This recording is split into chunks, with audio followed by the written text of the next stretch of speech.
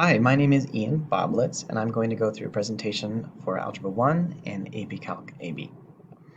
We'll do an introduction of myself, the instructor, and we'll talk a bit about the class, expectations for students, materials and resources, how to become an observer in Canvas, and also the college credit opportunities that are available for AP Calc students. So this is my 9th year teaching and my 8th year here as a warrior. I hold my master's in education from UW Bothell and then also a bachelor's of arts in mathematics from UW Seattle. I'd also love to introduce you to my family. Here is William and Emery and Carly, and of course the family dog Pippin, and my beautiful wife Brianna.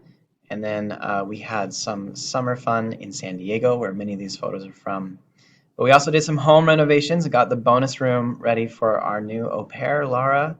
And also there's me decked out in my biking gear because I am commuting, I think, for the whole year, if I can pull it off. So for Algebra 1, it is a high school graduation requirement. And there's also an exam called the Smarter Balanced Assessment that students take end of sophomore year. And on that exam are Algebra 1 standards. It's required for graduation to pass the exam. So it's very essential that your student understands everything that we do in Algebra 1. And also, I think, too, that it's very valuable in life for students to have this basic understanding of using mathematics and variables and understanding some of the things that we cover. For AP Calc AB, we're going to be covering first and second year calculus, first and second semester. So differential calculus and integral calculus. Once your student completes these courses, for the algebra student, they will go on to geometry next year. For the AP Calc students, if they're a senior, of course, they're on their way. Well wishes. If they're a junior, then they have some options. They could go on to, for their senior year, take AP Statistics, or perhaps if I give my approval and the incoming teacher gives their approval, they may be eligible to do the IB Analysis and Approaches Higher Level course, which is like third year calculus. Or perhaps physics would be a good choice. Universities will accept physics as a stand-in for a math class. They do require a math class or something like physics during the senior year. Most universities want to see that. The expectations that I hold for your student are that they bring their effort, that they participate, including in in-class activities and discussing with their peers, which has been amazing with in-person learning to have more of that. They'll need to practice timeliness and especially time management and being prepared to set time aside for doing their assignments and studying for large exams before they take them. Practicing responsibility, and ultimately, as a high school student, that responsibility can translate to knowing when you need more help, asking for that help, and making time for it, because we do have some opportunities for that.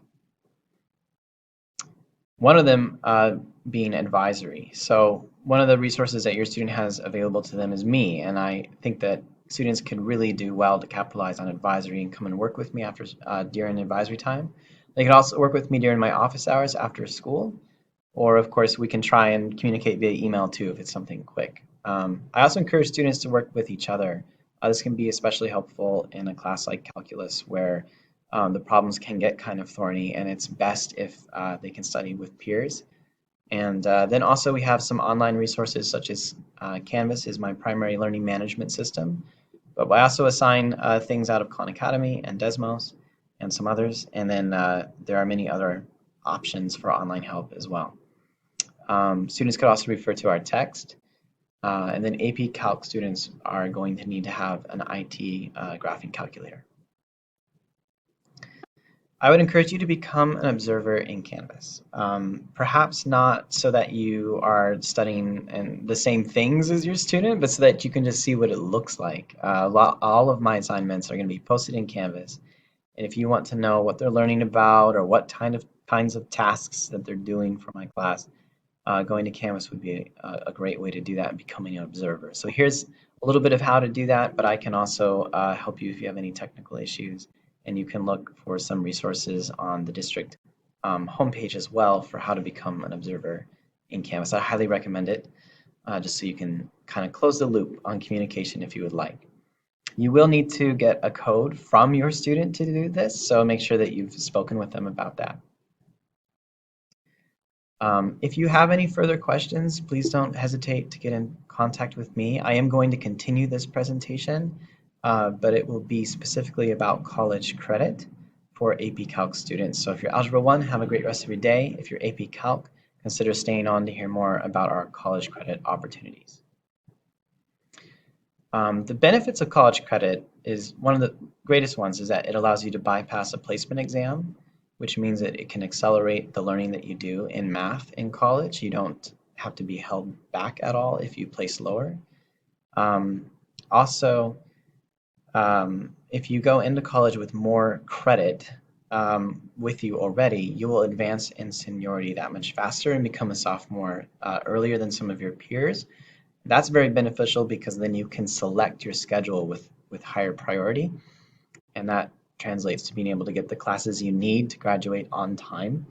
And also just writing your own schedule is a huge bonus in college if you can pick classes that you want when you want them. And then there's, of course, the cost savings component. All of the options here in high school are much more affordable than the full tuition costs at a university. And I would also mention that Calculus 1 in particular is held up by universities, whether you think it should be or not, as something of a gatekeeper in that it's one of the prerequisites for so many different courses that your student might want to take in college, such as computer science classes, engineering courses, science courses. So many of them want Calc 1 as a prereq. So it's really great. It's very valuable for students to have that going into college. The first opportunity we have for earning college credit is the AP Calc exam. The cost is 96 bucks. Of course, your student would need to score high enough on the exam to earn any credit. And at the University of Washington, at least, I checked with them, and I know with many different universities throughout the states, typically only credit for Math 124, which would be first year calc, is awarded. So we cover second year calc, second semester, but taking the AP exam doesn't necessarily translate to getting credit for AP Calc, for second year calculus. Historically, actually, very few students take the AP exam, even though this is an AP Calculus class. Most students tend to opt into this next option, college in the high school. So as an adjunct faculty member at Edmonds Community College, I'm able to offer your student Math 151 and 152 first semester and then second semester to start their Edmonds College transcript. And the benefits to this are in that it's not dependent on any one high stakes exam. Students, whatever grade they earn in my class through taking the tests, the quizzes, and doing the assignments that I assign, translates directly to their GPA at Edmonds College. So students have found that very beneficial, that you're kind of, you know what you're going to get before you go and take some high stakes exam.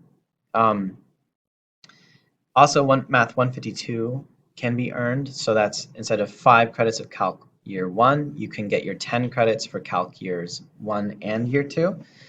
And those credits transfer for most colleges and universities just as any transfer credit would.